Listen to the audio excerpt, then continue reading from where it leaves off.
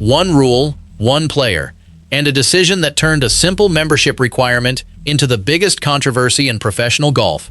Rory McIlroy is about to do something that should be impossible. He is going to break a PGA Tour rule, and he is going to get away with it. The rule has teeth. It has been enforced before.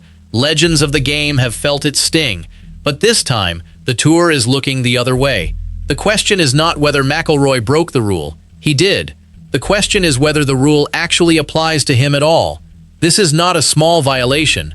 This is the core membership requirement that every player on the PGA Tour is expected to meet, and Rory McIlroy is about to become the exception that proves the rule is meaningless. The golf world is watching. The fans are furious. The analysts are calling it a joke. And the commissioner is about to make a decision that will define his entire tenure. If fairness in golf matters to you, hit that subscribe button right now. Drop a comment below. Should the rules apply to everyone equally, or do legends deserve special treatment? Now, let us get into it. The PGA Tour has a rule. It is a minimum event requirement. Every member who also plays on a foreign tour must compete in a certain number of PGA events per season. That number is not a suggestion. It is a requirement. The punishment for falling short is severe. Loss of membership, loss of status, loss of privileges. This rule exists to ensure that players who want the benefits of PGA Tour membership actually show up and compete. It exists to protect the integrity of the tour. It exists to make sure that the best players in the world are not just picking and choosing their spots, while the rest of the field carries the weight. That is the rule for everyone, or at least that is what the rulebook says. But something is different this time. Rory McIlroy is on track to fall short of that number. He is going to miss the minimum. Instead of sweating over his membership, instead of scrambling to add events, he is relaxed. He is not hiding.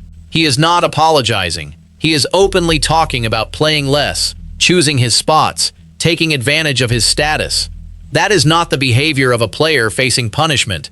That is the behavior of a player who already knows he is safe. The PGA Tour has a loophole. It is buried deep in the rulebook. A single clause that gives the commissioner power to grant exemptions, and that clause is about to be used for Rory McIlroy. The question is not whether the clause exists. It exists. The question is whether it was ever meant to be used this way. This clause was written for emergencies, for medical crises, for family tragedies, for situations completely beyond a player's control. It was never meant to be a get-out-of-jail-free card for a player who simply wants to play less golf. But that is exactly what it is becoming, and everyone in the golf world knows it. Was this rule designed to be enforced, or was it always designed to be bent? Drop a Rory in the comments and tell us, are you buying the exemption excuse? Let us talk about who Rory McIlroy actually is. Not the biography. You already know that. 6 majors. Career Grand Slam at the 2025 Masters. 30 wins. The face of the sport. He is the player the tour builds its schedule around. The reason sponsors pay millions. The reason networks bid for broadcast rights. When Rory plays, ratings go up. When Rory is in contention, casual fans tune in. When Rory wins, the golf world celebrates. That status comes with power. McIlroy knows it. He has known it for years, and he is not afraid to use it. He has been open about his scheduling preferences. He said, "I have been on tour longer than half of my life. I will pick and choose my spots." He also said, "It is the luxury of being a PGA Tour player. We are free to pick and choose." That is not the language of someone worried about rules. That is the language of someone who knows the rules do not apply to him. Let us look at the schedule. He skipped the RBC Heritage. He skipped the Travelers Championship. If he had played the Travelers, he would have avoided this entire controversy. He chose not to. He chose to prepare for the Open at Royal Birkdale instead. That was his choice, a deliberate choice, a choice that put him one event short of the minimum. One event. That is all that separates him from a suspension. One event he chose to skip. Think about that. He could have played one more event. He could have shown up, competed, and hit the number. He chose not to. And now the tour is going to reward that choice with an exemption. The message is clear. If you are the biggest star in the sport, you do not have to follow the same rules as everyone else. You can skip events, you can choose your schedule, you can do whatever you want, and the tour will protect you. That is the message the PGA Tour is sending to every player on the roster, and that is why this controversy is so damaging. One event. That is all that separates Rory McIlroy from a suspension. One event he chose to skip. Drop a travelers in the comments if you think he should have just played the damn event. Here is where the story gets interesting. The extenuating circumstances clause was not written for schedule preferences. It was written for medical emergencies, family crises, situations beyond a player's control. McIlroy withdrew from the Arnold Palmer Invitational in March with a back injury. That is a fact. But he played the Players' Championship the very next week, the Masters, the PGA Championship, the US Open. The injury did not stop him from competing for majors. It only stopped him from playing a regular tour event that would have counted toward his minimum. That withdrawal is now being used as the justification for his exemption. It does not add up. Everyone in golf knows it. If the back injury was serious enough to warrant an exemption from the 15-event rule, why did he play the very next week? Why did he compete in the biggest events of the season? Why did he perform at the highest level without any visible limitation? The answer is obvious. The back injury was not the reason he fell short. The back injury is just the excuse. The real reason is that he wanted to play less, and the tour is letting him get away with it. This is not a medical exemption. This is a schedule preference dressed up as a medical exemption, and the PGA Tour is buying it. The fans are not buying it, the analysts are not buying it, the other players are certainly not buying it. Everyone sees exactly what is happening here. Everyone knows this is special treatment. The timing of the injury withdrawal is also suspicious. It happened in March. McIlroy then had the entire rest of the season to make up the starts. He could have added one more event somewhere. He could have played a fall event. He could have done anything to reach 15. He chose not to. If the injury was serious enough to warrant an exemption, why did he play the very next week? Drop a back in the comments if you are not buying the medical excuse. But here is the part that makes this truly impossible to defend. The precedents. The PGA Tour has enforced this rule before. They have suspended legends. They have punished foreign players. They have shown that the rule applies to everyone. In 1986, Seve Ballesteros was the world #1, 5-time major winner, the most exciting player on the planet. He played only 9 events in 1985. The tour suspended him for 1 year, 1 full year, no exemption, no special treatment, no loophole. Ballesteros had actually campaigned for the 15-event rule in 1984. He thought it would strengthen the tour. He wanted the best players to commit to playing more events in America. It was his idea. When it backfired on him, the tour did not care. They enforced the rule. They suspended him. A legend, a foreign player, a suspension. Martin Kaymer faced the same fate in 2016. 2-time major winner, former world #1. He failed to meet the 15-event requirement. The tour suspended him. He lost his card. Another legend, another foreign player, another suspension. Now look at Rory McIlroy. 6 majors, career Grand Slam, foreign player, 14 events. Instead of a suspension, he is getting an exemption. The math does not work. The fairness does not exist. Seve Ballesteros was the world #1 when he was suspended. He was at the absolute peak of his powers. The tour did not care. They enforced the rule. Martin Kaymer was a former world #1 and a 2-time major winner. The tour did not care. They enforced the rule. But Rory McIlroy, he is getting a pass. He is getting special treatment. He is getting exactly what the title says he is getting, a glaring special treatment rule loophole. The comparison is damning. The hypocrisy is staggering. The message is unmistakable. Seve Ballesteros was suspended. Martin Kaymer was suspended. Rory McIlroy is getting a pass. What is the difference? Drop a Seve in the comments if you remember when legends actually faced consequences. The person who sees this hypocrisy most clearly is Wesley Bryan. Bryan is a PGA Tour winner. He won the 2017 RBC Heritage. He has been suspended indefinitely since April 2025. His crime? Playing in a LIV-backed YouTube exhibition called The Duels, Miami. The PGA Tour suspended him. They took away his 2026 FedEx Cup bonus money. They made him ineligible for equity grants until 2030. They demanded $5 million in donations, all for a YouTube video. Think about that. $5 million. Loss of eligibility for years. All because he appeared in a YouTube exhibition that the tour did not approve of. Bryan quoted the rulebook publicly. He pointed out that the tour has the ability to pardon any violations if it is in the best interest of the tour. He is not defending his own suspension. He is pointing out the hypocrisy. The tour can punish a mid-level player for a YouTube appearance, but they cannot enforce their own membership rules against the biggest star in the sport. The contrast is staggering. Bryan loses everything for a YouTube video. McIlroy loses nothing for breaking the core membership requirement. One player is punished for an exhibition. Another player is rewarded for skipping mandatory events. That is not a rulebook. That is a pick-and-choose system. That is special treatment. And Wesley Bryan is the living proof of exactly how broken this system really is.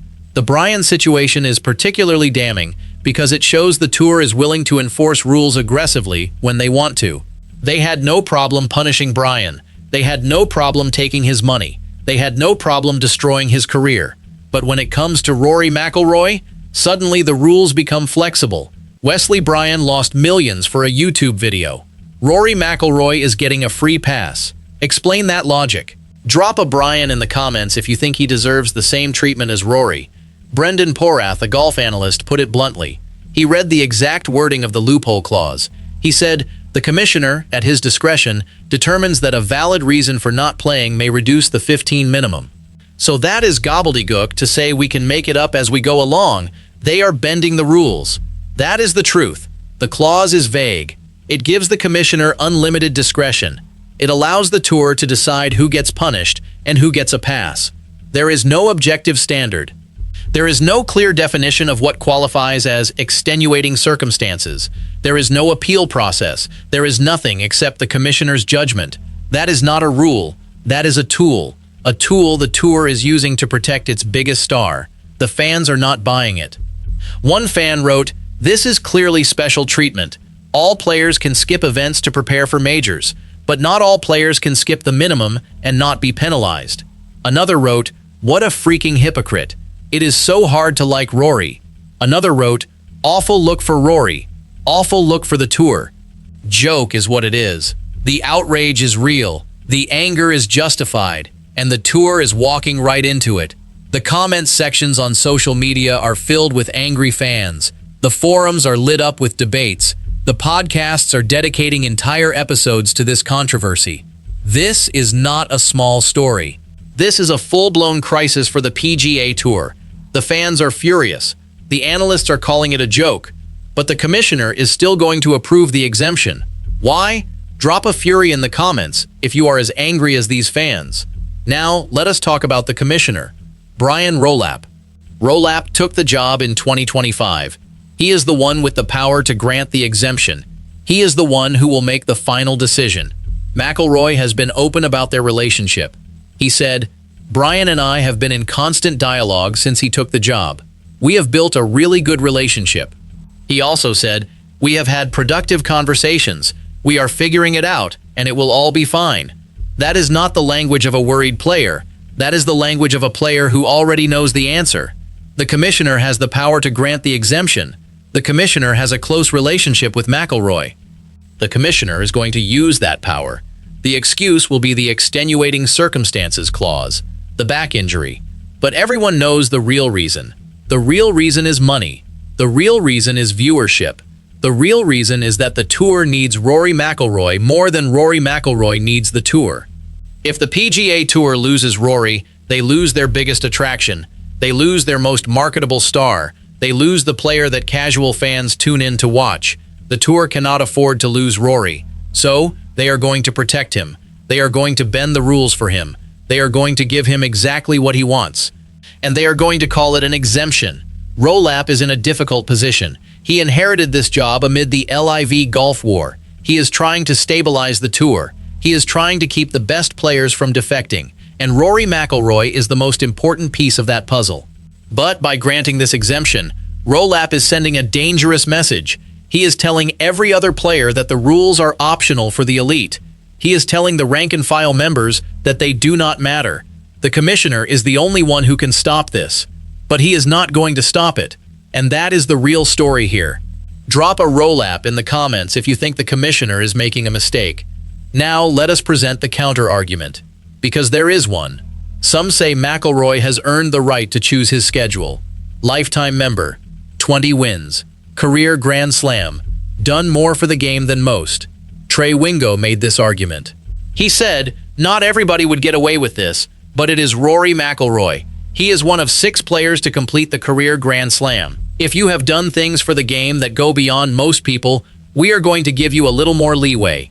That is the defense. He is special. He has earned it. But here is the problem.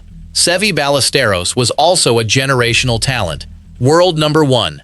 Most exciting player on the planet. The tour suspended him. Martin Kaymer was a former world number 1. 2-time major winner. The tour suspended him. If the rule can be bent for McIlroy, it can be bent for anyone. Once it is bent, it is not a rule anymore.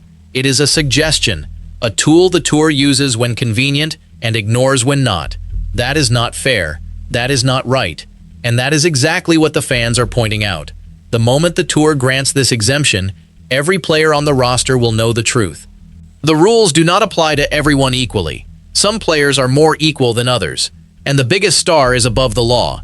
If McIlroy gets the exemption, why should any top player ever take the 15-event rule seriously again? Drop a double standard in the comments if you see the hypocrisy here. Now, let us talk about what is at stake. If McIlroy loses his home tour status, he is limited to 7 sponsor exemptions. He loses unlimited releases. He loses voting rights. He loses full membership privileges. That is the punishment. That is what the rule says. That is what happened to Seve. That is what happened to Kaymer. With the exemption, McIlroy keeps everything. Full membership for 2027. No punishment, no consequences. Business as usual. The decision is not just about Rory McIlroy. It is about the future of the PGA Tour. The tour is fighting LIV Golf for the soul of professional golf. They are trying to position themselves as fair and meritocratic. They are trying to convince players the tour is the best place to compete. And then they do this. They bend the rules for their biggest star. They show the system is not fair. They show the rules do not apply to everyone equally. That is a devastating message. The players are watching.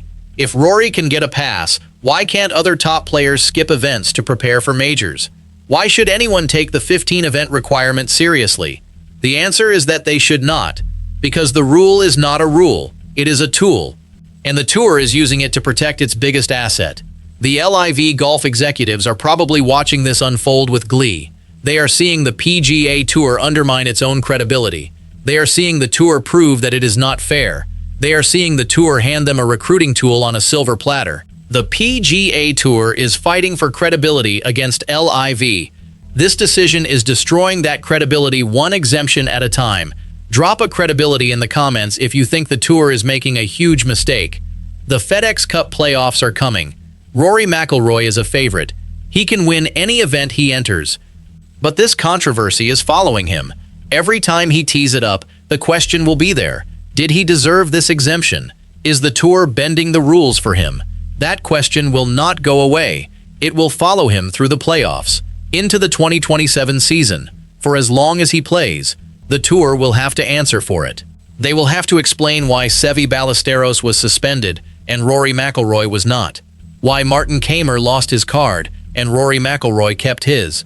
Why the rules apply to everyone except their biggest star.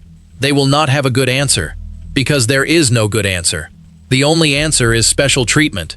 Favoritism. The tour needs Rory McIlroy more than he needs the tour, and the fans will remember. The analysts will remember. The other players will remember. This decision will define Brian Rolapp's tenure as commissioner. It will define the PGA Tour's relationship with its players. It will define the integrity of the entire sport. The longer this goes on, the worse it gets. Every day that passes without a resolution is another day for the controversy to grow. Every day is another day for the tour's credibility to erode. The commissioner has not made the official announcement yet, but everyone knows it is coming. And when it comes, the controversy will only get bigger. Drop a playoffs in the comments if you think this story is far from over. Every storyline that came out of this controversy follows this story directly into the FedEx Cup playoffs. Nothing is resolved. Everything is escalating. Rory McIlroy is standing right in the middle of it. The rules exist for a reason. Fairness, integrity, equal competition. When the rules are bent for the biggest star, they become meaningless. Suggestions. Tools for the powerful. That is what is happening here. That is why the fans are angry. That is why the analysts are calling it a joke. That is why this story matters. Rory McIlroy exposed a loophole, but he did not create it. The PGA Tour created it, and the PGA Tour is using it to protect their most valuable asset. The question is not whether the loophole exists. It does. The question is whether the tour will close it. The answer is no, because the loophole is not a mistake. It is a feature designed to protect the players the tour needs most. That is the real story. That is why the fans are furious. That is why this controversy will not go away. Drop a loophole in the comments and tell us, should the PGA Tour close this exemption clause for good? If fairness in golf matters to you, hit subscribe. We cover all of it. Next up, breaking down exactly what the FedEx Cup playoffs mean for McIlroy's season. Do not miss it.